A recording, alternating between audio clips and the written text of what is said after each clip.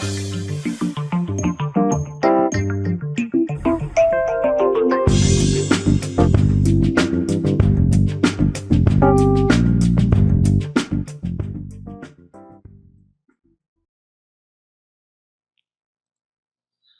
and welcome everyone to another video brought to you by Chess.com and FM Daniel Wrench. Today we are starting a new series. This is a series based around the concept of principle of two weaknesses. Now, what that means, it's actually sort of a grandmaster approach or an advanced idea in terms of how you should psychologically approach endgames with a small advantage. The point is that against tough defense, especially as you start to really get to grind out these very small advantages. As you can see here, we have a one pawn advantage for black.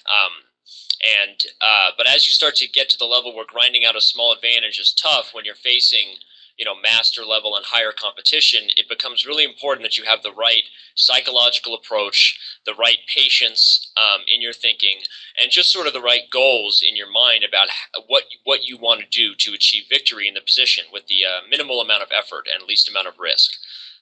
So we're going to start out. I'm going to make White's first move, then I'm going to give you some more concepts to think about. So obviously White's knight is attacked here by the bishop, and so White moved the knight to b3. Now, at first sight, Black's advantages are pretty obvious. Obviously, there's the extra pawn on b4. He also has the bishop pair, which many of you may notice right away. Also, his pawn structure on the king side is a little bit better. The formation on the king side of the pawns is not obviously optimal for White. However, with all of that being said, refresh the board here. With all that being said, what exactly is Black's best plan to improve on his advantage here? I've got kind of a list that I use with my students, and what it is sort of a psychological approach and a little bit of a checklist they need to go through in their head. And it really makes a difference that this list I'm talking about gets ingrained in your thinking, especially as the advantages become smaller and smaller. This position here, you're going to notice, is a pretty easy win for Black, especially once you find the right concept. But as you get to positions with more difficulty, you'll notice that if you don't have the right approach and if you aren't being patient and have the right goals, then of course it's going to be much more difficult. So one of the first things I like to talk about is exchanges. That's a rule. What that is strong players are always aware. Sometimes they actually do have to take the time to say, okay, what exchanges help me here? But most of the time they're always aware of what exchanges are going to increase their advantage and what exchanges are going to decrease their advantage and their opportunities to win. So one of the first things you think about, I'm going to point out to you here, is that the reason why White moved the knight to b3 is because by controlling these squares here, he's actually set up more or less a wall, preventing Black's king from entering easily to the queen side. Now, an obvious way to try to get rid of that wall is to bring the bishop to a4 and make an exchange on b3, where obviously the dark squares will no longer be defended. However, what's the problem with that? The problem with making an exchange on b3, let's say if White just waited or something, is now we're headed into what we call an opposite-colored bishop ending. Now, I'm sure, a lot of people have heard things about opposite-colored bishop endings and the different, difficulties and the technique and all this different stuff. I'll be the first one to tell you that, it's an illusion to say that all opposite-colored bishop endings are drawn. That is not true. However, I would definitely agree with the fact that opposite-colored bishop endings are more difficult to win, especially when your advantage is very small, like just a one-pawn advantage. So you notice that because of the bishop's range over to the king side, you would now have to protect your pawns, maybe by putting them on dark squares, before you could even think about activating your king. And even if you do that, maybe White's king is in good position.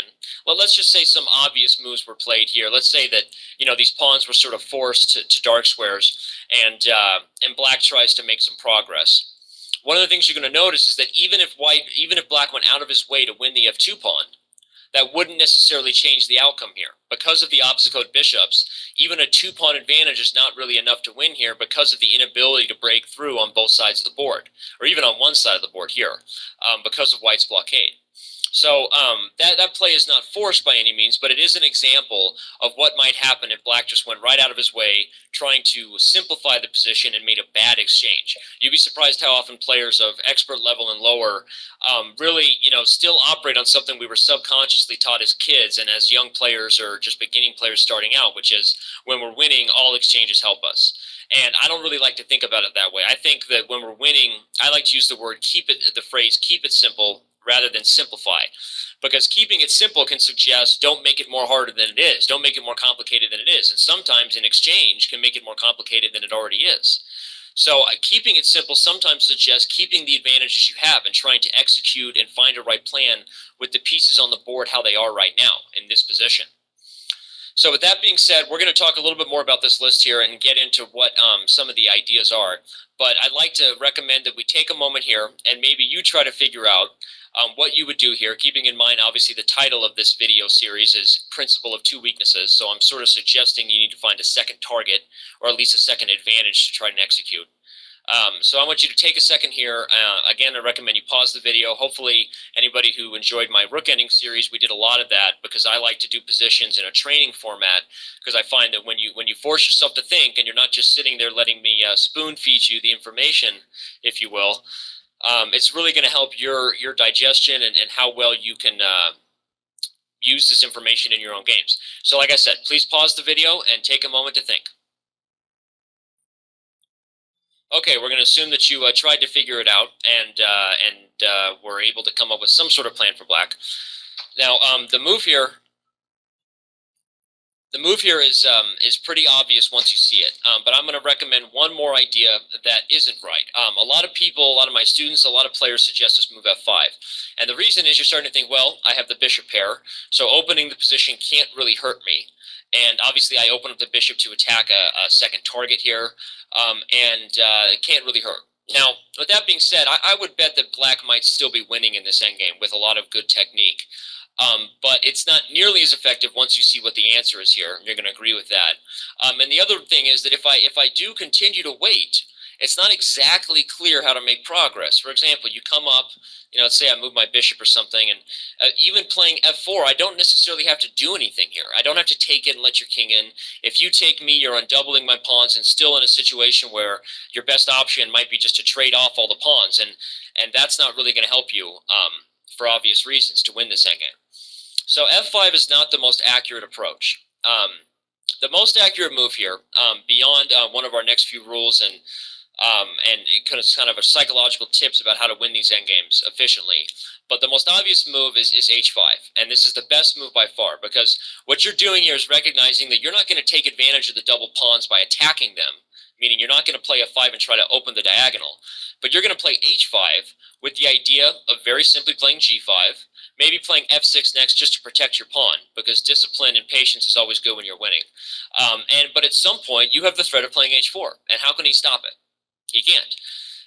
Very important to notice, hopefully nobody thought about g5, because g5 would only allow g4, and you would lose not only the h5 opportunity, but also the f5 opportunity. So h5 is the best move, and after this move was played in this game, black went on to win very easily, because white's defense becomes 1,000 times more difficult when he doesn't only have to worry about this blockade over here on the queen side. He now has to be thinking at all times about the pawn pushing. White has two approaches, and we're going to go over both quickly because, like I said, this is pretty much an easy win for black. But before I do, the second thing I wanted to talk about was this I guess, winning idea, psychological concept I like to talk about with my students, which is building a bridge. I was actually taught it by one of my mentors, and what that is like, I'm not even sure the analogy makes sense, but bear with me here. So you go into like a river, and you recognize that you need to get to the other side. So now you've recognized your goal, right?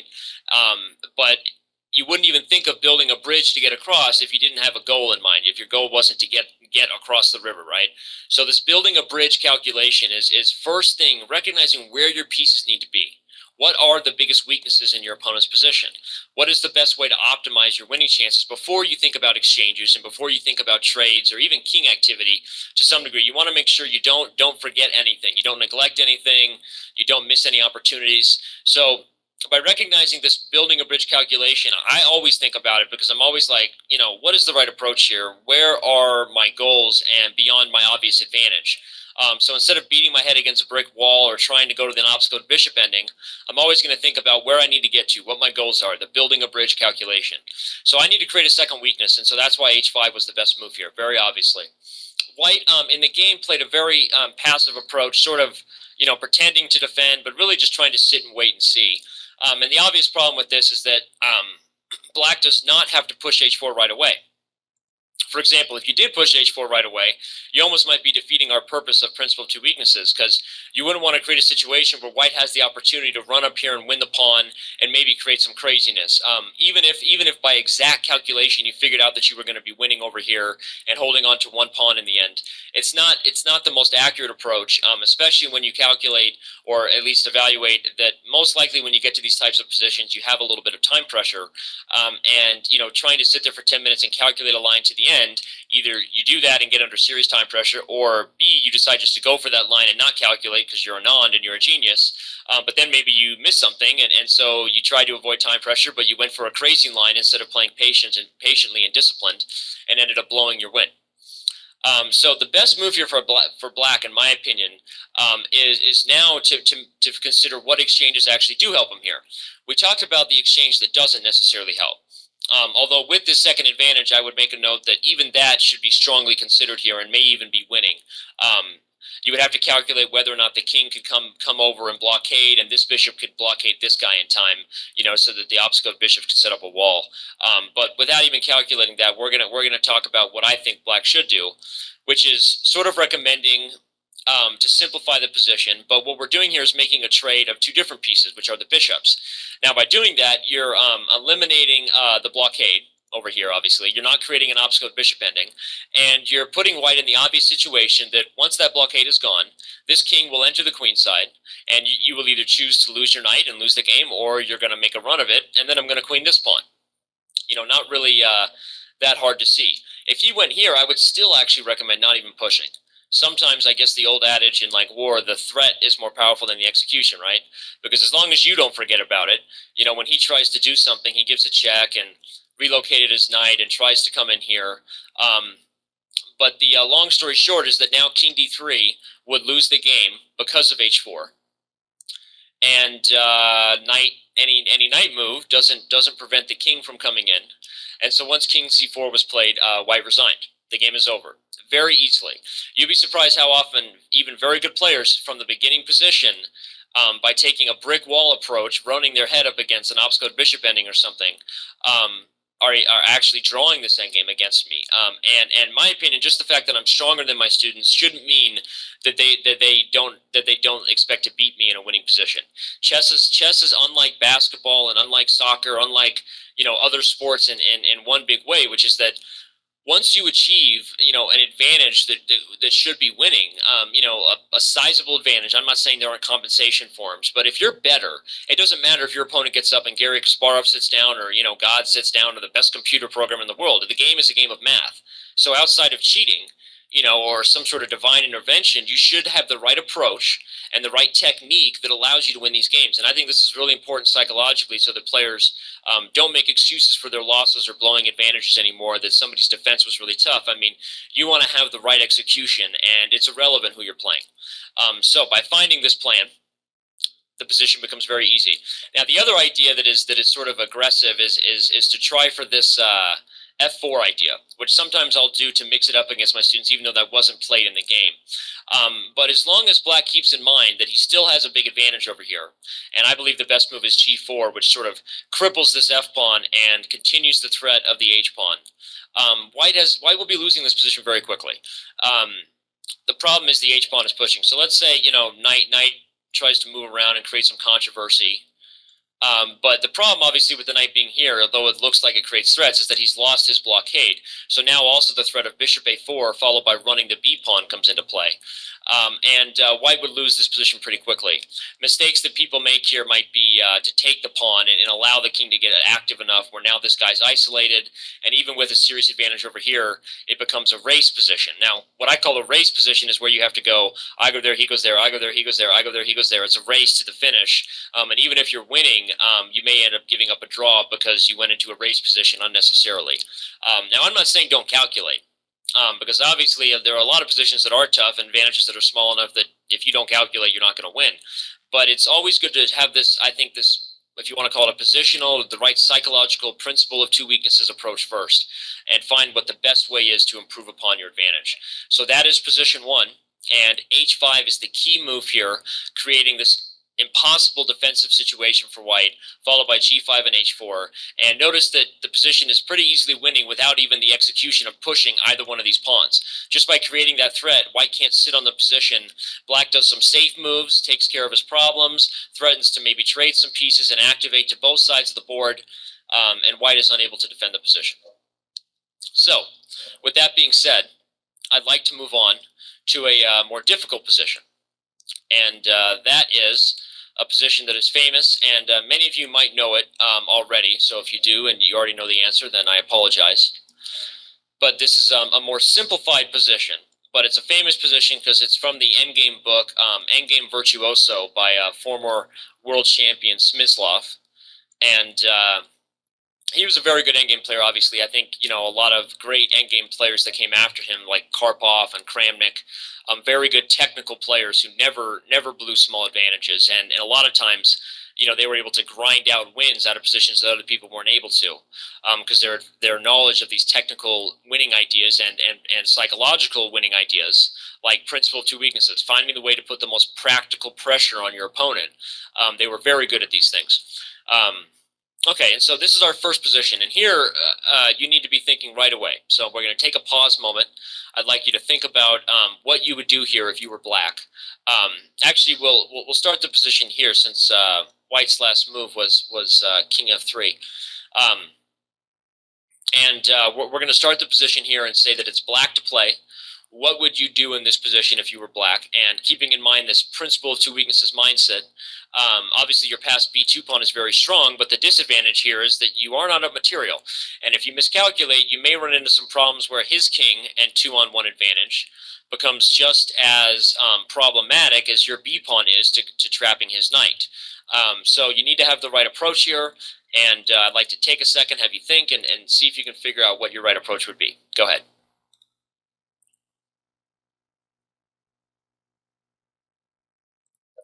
Okay, we're going to assume that you took a moment to think, and now you are back and ready to hear my annoying voice again. So here we go. Now, if you don't find the first move here, this position is probably not winnable for black, and actually an easy draw, and maybe white shouldn't even be considered worse, to be honest. The key move, the most critical move, is recognizing what the advantage of the bishop is. Sometimes with my students, when they just really struggle with finding a basic idea that's even maybe below their level, but just something about the way they approach a position or their psychology in their head, they have trouble seeing certain ideas. So sometimes you just try to ask them obvious questions like, okay, what is one of the only differences in the position? Well, white has a knight, black has a bishop. I'm not asking you to evaluate which one is better with pawns on both sides of the board or all those things you hear in books, but what's different? Okay, bishop versus knight. Okay, well, the bishop's advantage over the knight is the ability to be in two places at once. These are sort of things we know, obviously, just without even trying to solve the position, you take sort of a logical approach. And what color is the bishop? Well, the bishop is a dark squared bishop, so anything we're able to put on dark squares then becomes a target. And sort of the obvious move here becomes g4, and hopefully most people calculating the video would take a couple seconds and see that move is not too hard to find.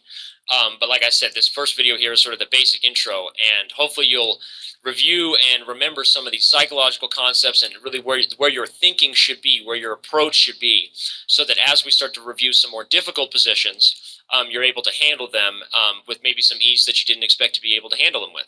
Maybe not as difficult as they would have been for you before. So, excuse me. The idea here after g4 check is very simple. You're fixing the pawns on dark squares. And, sorry, got something in my throat. Okay, I'm back. Sorry about that. Okay, so the idea behind g4 is to fix the pawns on dark squares, and now black is able to play both sides of the board efficiently. He's created a second weakness, principle of two weaknesses. White's choice is just as difficult as it was before. Do we activate and try to be as aggressive as we possibly can? Or do we sit and wait, thinking that maybe if we just sit and hold, black's not going to be able to make progress? Well, The sit and wait and see mentality doesn't really work here for obvious reasons. You could improve the bishop first by activating it onto a diagonal, not like this knight's going anywhere. Also, by improving the bishop, which is what I would recommend, you are pointing out the fact that at some point you'll head to this diagonal, the g1a7 diagonal, and go after these pawns, especially if his king changes his mind and tries to leave.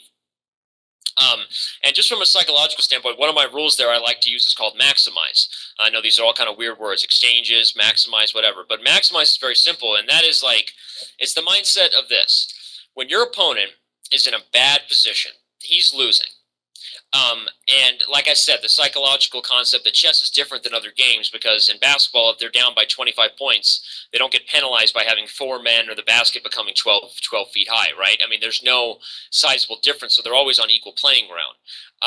But in chess, if somebody achieves a large advantage, technically the game has changed, and now they should lose, even if they were playing perfectly, as long as you played well. So what I'm saying is the maximize mentality is that if your opponent's in a bad position, the longer you keep them in a bad position without rushing ahead and calculating some deep line, that never hurts. Because if they're in a bad position where they can't really change anything for their advantage. Now, sometimes they can change things for their advantage, and you do need to operate well. I'm not saying you shouldn't do that. But recognize what you're in. And when you're in a position where your opponent is stuck permanently on two sides of the board, taking some time to relocate your bishop before you even consider what route this king should take, whether it be this route or whether it be the longer route. Before you even calculate that and consider it, maximizing the bishop, crippling the knight on the worst possible square, these sort of patient approach create good tactics. Because as Botvinnik said, the famous world champion, tactics are the servant of strategy. Has anybody ever heard that? Which basically is saying that, the game is a strategical game. Based on everything that is permanent. Anytime a pawn moves, that creates a permanent situation, right? So if you recognize all these sort of permanent features in a position, the positional chess aspect, the tactics tend to favor you when you're able to recognize where those are. So by recognizing your opponent is in a permanently bad position and taking the time to maximize the ability of the bishop to maximize your pieces. This is just the right approach. It's just the right patient approach. It's the right practical approach because the longer you keep somebody down, the more likely they are to, freak out and kill themselves and make even maybe a bigger blunder that helps you. So why not keep them down? Relocate here. He's sort of sitting and maybe even put the bishop here. Who cares? And now I think the most accurate way is actually to come out quickly. Looks like you're leaving here, but he can't really do anything. And it's really just a bluff game here. Even this move might be winning because after check you could go here, and he's not taking with check. He'd simply have to go back and guard the pawn. Then you take the pawn, and either his king will run over here and stop your king from winning the knight, or his king will, which allows the bishop to come in, or his king will stay and, or he'll probably resign here if he knows what's best for him. So, Smyslov played g4. Obviously, his opponent, who was a grandmaster, very strong grandmaster, did not just sit and wait, played the right policy, which is, I'm going to be aggressive. And Smyslov played bishop d2, which again, he's trying to maximize his pieces before he decides what the best way is to deal with the coming threats. And so the second thing I want you to think about was after bishop d2 was played, white played knight b1. Now, black played bishop a5, because if he played bishop b4, he's essentially losing a tempo, because after king to d5, he's taken away this square. So accuracy is key. Remember that. So here you go here, and you're threatening to come around, which is definitely the most accurate way to attack this position. But white comes forward anyway, has no choice. And so the second thing for you to think about is what you would play in this position. Is it time to calculate? Is it time to break Danny's rule of just play patiently and defend, and calculate bishop b6 and see if you're winning and if your king can't just defend later? Or is it good to just play the king over and try to hold the pawns from coming forward? So think about it for a second. Go ahead.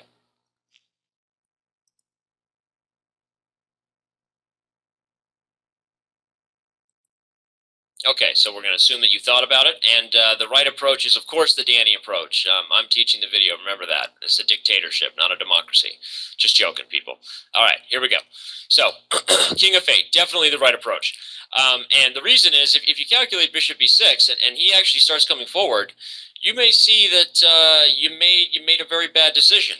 Now who wins, right? Who's winning the position now? Obviously, not black. So that's just the obvious calculation. But just from a discipline standpoint, putting the king back creates a situation where at the very least you know he's going to be in front. He can't stop you from coming after these pawns anyway. You know, that's the whole point of this, is long-term positional weaknesses, principle of two weaknesses. So by playing king f8, he ensured a victory. Now, if e6 was played, probably you could play what he did in the game, just bishop b6 after f6, or you could even take here and maybe have enough time to win the pawns. But what happened in the game, White actually had a very interesting trick. He played f6 first, and then played e6, with the idea being that if you play carelessly here and take, all of a sudden we calculate in that even though we win both these pawns, look what happens in the end.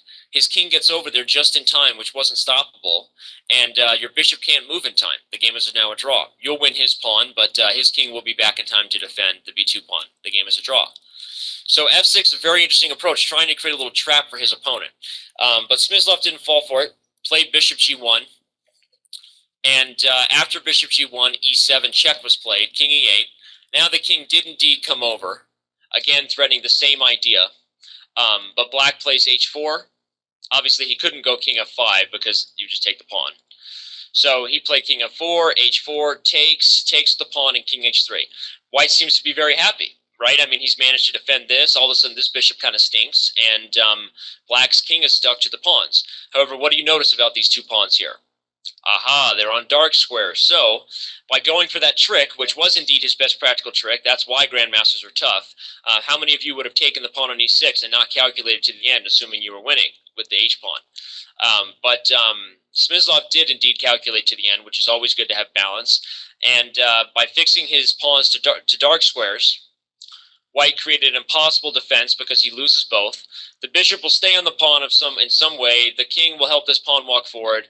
At some point, this game was lost. I think White even just resigned here after losing both the pawns. So, we start out with the key move, recognizing our principle of two weaknesses. We combine that with good calculation, maximize, being patient, remembering that rule, maximize, remembering our opponent's difficulties are not going to end. And then at the right time, playing a good prophylactic move, coming back to defend, made this a very easily winnable endgame. So, thank you for listening. I hope you're enjoying your day. Have a wonderful, wonderful time here on Chess.com, and I will talk to you soon. Thank you very much.